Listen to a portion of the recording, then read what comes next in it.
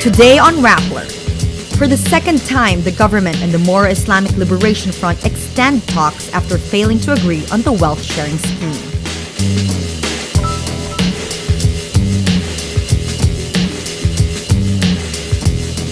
Three Filipino nurses are rescued after being abducted in Libya.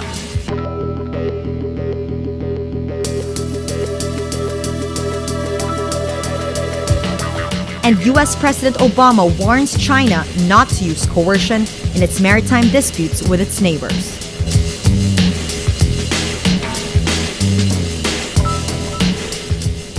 Hello, I'm Natasha Gutierrez sitting in for Maria Ressa. Welcome to Rappler, your social news network. Despite extending the talks for one more day, the government and the Moro Islamic Liberation Front, or MILF, failed to agree on a deal. Peace panels from both sides leave the negotiating table past 5 p.m. Friday without signing any annexes for the framework agreement on the Bangsamoro. Negotiators, though, agreed to extend the talks for one more day, Saturday. Both sides could not arrive at a compromise on how to share wealth between the envisioned Bangsamoro political entity and the central government. Sources tell Rappler the government wants a 50-50 wealth-sharing arrangement for revenues from fossil fuels, gas, and oil, but the MILF is pushing for 75-25 share in favor of the Bangsamoro. An agreement on wealth sharing would have been a breakthrough since its contents are also related to power sharing and normalization. Talks reached a near breakdown when the panels left the negotiating table Thursday, the supposed last day of the talks, without any deal. On Thursday, MILF chief negotiator Mohaguer Iqbal said there was limited chance they were returning, but the government managed to persuade the MILF to extend this round of negotiations. Alleged members of the Moro National Liberation Front kidnapped at least 12 civilians in Basilan Thursday. The military's Western Mindanao Command says about 50 kidnappers took 12 residents of Tipo-Tipo town hostage. 4 minors were already released. The military says that the group is led by a certain Commander Hassan. Authorities say clan war or rido may be the motive for the kidnapping. The military adds it may be the MNLF's retaliation for the kidnapping of Commander Hassan's 3 daughters, who were abducted July 9 in Basilan. Rappler's editor-at-large Martes Vitug says she is floored by arguments raised by critics of the reproductive health law before the Supreme Court. Find out why in her video blog. We remember Francisco Tatad in his youthful days. He read the historic martial law order in 1972. Recently, he made another similarly unsettling declaration. Before the Supreme Court, men and women of reason and logic, the former senator likened the reproductive health law to genocide. The law still remains on paper 4 months after Congress passed it because the court stopped the landmark legislation. Really, is the RH law the equivalent of Rwanda's genocide? Is it the same as the mass killings of one tribe by another? Is the RH law a killing machine? I am floored. For a writer, Tatad takes extreme liberty with words. He's splashing drama on a cut-and-dried law where what is needed are precise understanding, clarity of thought, and sobriety. This is Marites Vitug for Vitug Vlogs. The Philippine Department of Foreign Affairs confirms 3 Filipino nurses are rescued in Libya after they were kidnapped. On Friday, DFA spokesman Raul Hernandez says a Libyan male kidnapped 1 female and 2 male Filipino nurses Monday night in downtown Sebha. The kidnapper brought them to an isolated area in the city's outskirts. One of the male nurses escaped and contacted the police. Police rescued the 2 after nurses and brought the 2 other nurses and brought the 3 to the police station for debriefing. Hernandez says the information came from Philippine Ambassador to Libya, Oscar Orsina. Orsina is waiting for the official report of the Libyan police and will relay the matter to Libya's Ministry of Foreign Affairs to ensure better security for overseas Filipino workers in the country. Migrante Vice Chairman John Leonard Monterona says the Philippine Embassy and labor officials should help arrange the nurses' transfer to Tripoli, which is, quote, relatively peaceful now. A Saudi princess is charged in California with enslaving a Kenyan woman, forcing her to work in abusive conditions. On Wednesday, police arrest Michal Alayban, one of 6 wives of a grandson of the Saudi king Abdullah. She is accused of forcing a Kenyan woman to work 16-hour days for a monthly salary of just $220. The unnamed Kenyan woman tells U.S. authorities Alayban withheld her passport and refused to allow her to return to Kenya. When police arrested Alayban, they found 4 Filipinos who could also be victims of human trafficking. Those cases are still being investigated. If convicted, Alayban could face up to 12 years in jail. Axel van Trotzenberg of the World Bank talks about initiatives to reduce extreme poverty by 2030. Trotzenberg heads the World Bank strategy in supporting the East Asia and the Pacific region. He says the challenge in the Philippines is to keep aiming for inclusive growth that trickles down to the poor despite a difficult global economic environment. One of the administration's poverty alleviation measures is the Conditional Cash Transfer Program, which critics brand as doleouts. Trotzenberg, who worked in Latin American countries which implemented similar programs, says those countries benefited from it. As well as the international, and the World Bank is a firm believer in this system, not as a dole-out program, but to provide hope and opportunity for the ones who have been excluded. So sometimes this is important, that there is a financial incentive that against child labor, that children stay in school, finish the primary school and go hopefully to the secondary school. And I think we need to see that this has been helpful for it. We have seen also better health outcomes, better school outcomes and attendance rates in the countries that benefited from this. And I think that After earning a bad reputation in aviation safety, the Philippines sends the message it cleaned up its mess in commercial aviation. Lala Ramando reports.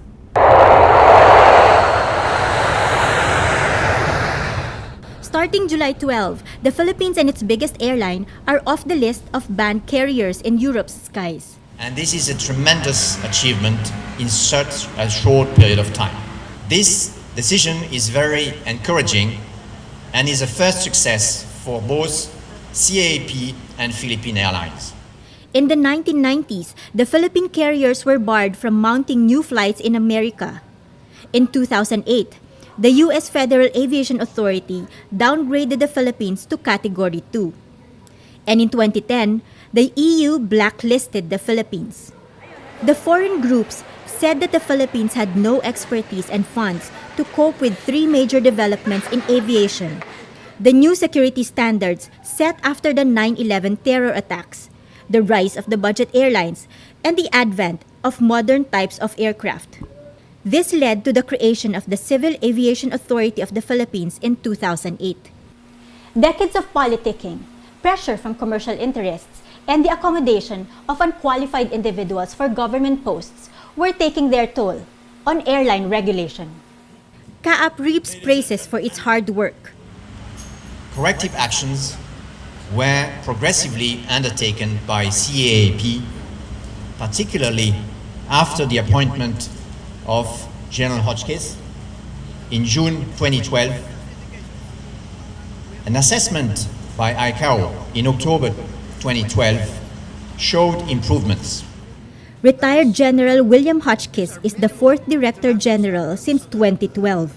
He is also credited for telling Cebu Pacific to hold off applying to fly to Europe until it addresses safety issues found in 4 airport incidents the past year.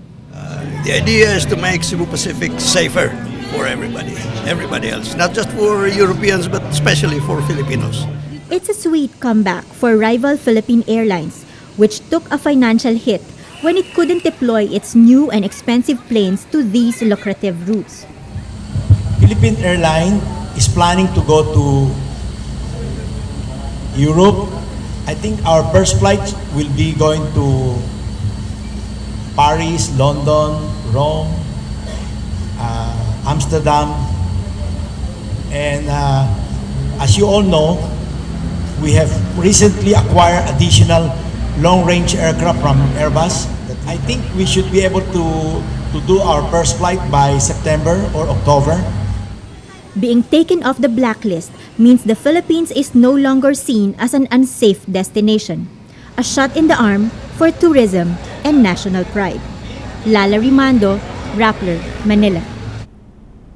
U.S. President Barack Obama warns China Thursday against using force in its in its tense maritime disputes with its neighbors. In a White House statement, Obama urges China to, quote, manage its maritime disputes with its neighbors peacefully without the use of intimidation or coercion.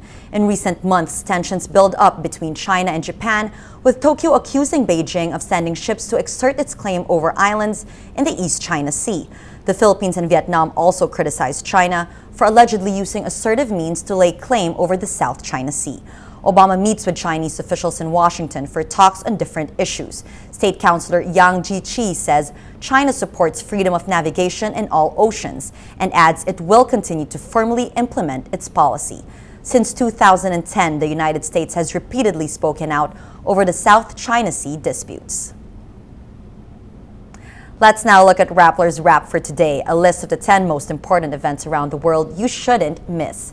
At number 6, Irish lawmakers vote in favor of controversial new legislation which will allow abortion in limited cases where the mother's life is at risk. The bill passes easily as the government enjoys a large majority and the support of some members of the opposition. It now goes to a vote in the upper house. Abortion laws in Ireland became the focus of intense debate following the death of an Indian woman who sought abortion when told she was miscarrying. At number 7, a damaged Japanese nuclear plant is suspected to be leaking radiation-contaminated water into the Pacific Ocean. News reports, quote, the Nuclear Regulation Authority as saying it's, quote, highly suspected that radioactive water at the Fukushima Daiichi nuclear power station seeped into the ground and contaminated the sea.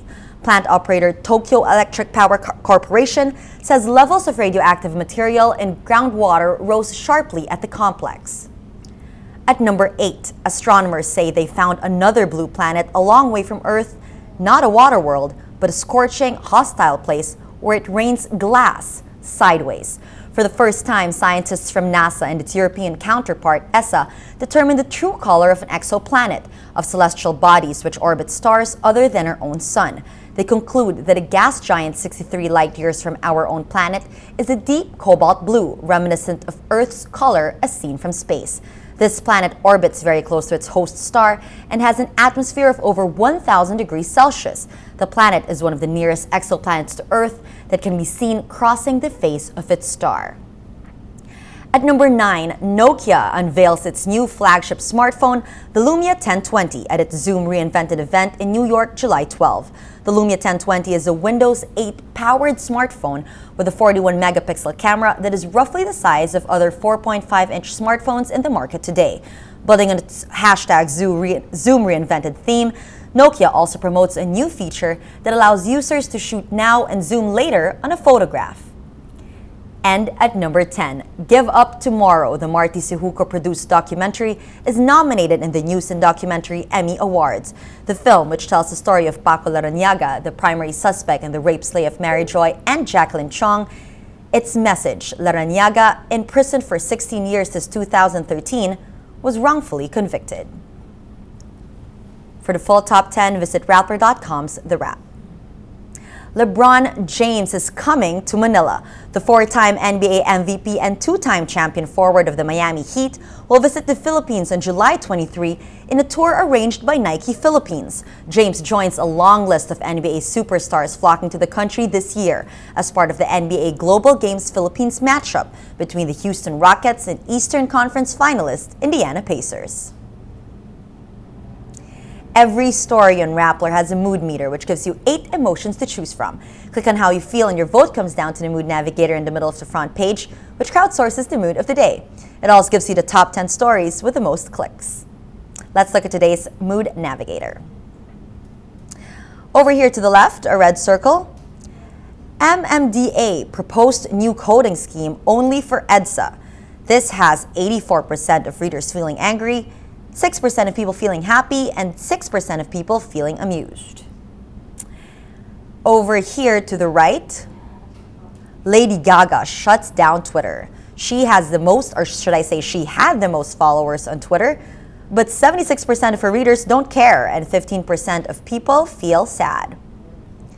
And over here, right in the center, another red circle. The palace spends 6 million pesos on pre-election surveys. This has 37% of readers feeling angry, and 30% of people don't care. All these contribute to the mood of the day. Today, most people are angry. That's Rappler's newscast for today, Friday, July 12, 2013. Visit Rappler.com and watch your newscast Monday to Friday. Tell us how you feel on our mood meter and help us crowdsource the mood of the day. I'm Natasha Gutierrez. As we say at Rappler, tomorrow begins today.